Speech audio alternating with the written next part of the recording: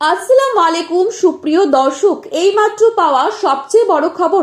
সবাইকে জানাচ্ছি অগ্রিম ঈদ মোবারক। চলছে পবিত্র মাহে রমজান। রমজান মাস প্রায় শেষ পর্যায়ে।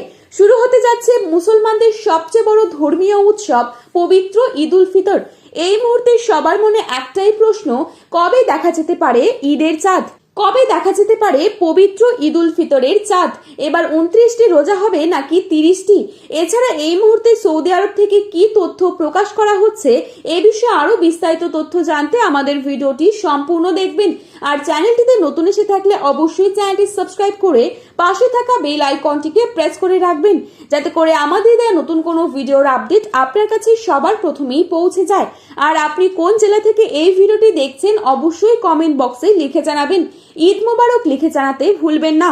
বাংলাদেশে এবার পবিত্র রমজান শুরু হয়েছে 19শে ফেব্রুয়ারি 2026। এক মাস সিয়াম সাধনার পর শাওয়াল মাসের চাঁদ দেখা গেলে উদযাপিত হয় পবিত্র ঈদ উল ফিতর, যা অত্যন্ত আনন্দের দিন সকল ধর্মপ্রাণ মুসলিমদের জীবনে।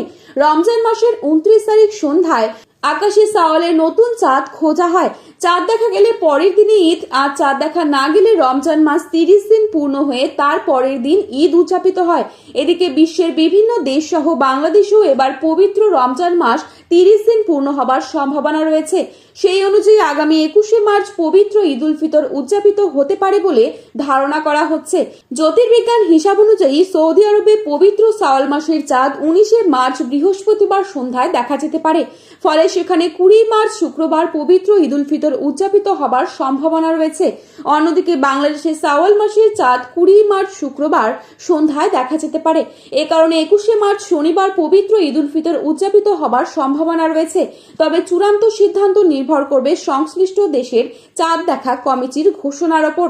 তো বন্ধুরা, এই ছিল আজকের গুরুত্বপূর্ণ খবরের আপডেট। প্রতিনিয়ত এরকমই আপডেট পাওয়ার জন্য অবশ্যই চ্যানেলটি সাবস্ক্রাইব করে পাশে থাকবেন। ভিডিওটি ভালো লেগে থাকলে অবশ্যই লাইক, কমেন্ট, শেয়ার করতে ভুলবেন না। ধন্যবাদ।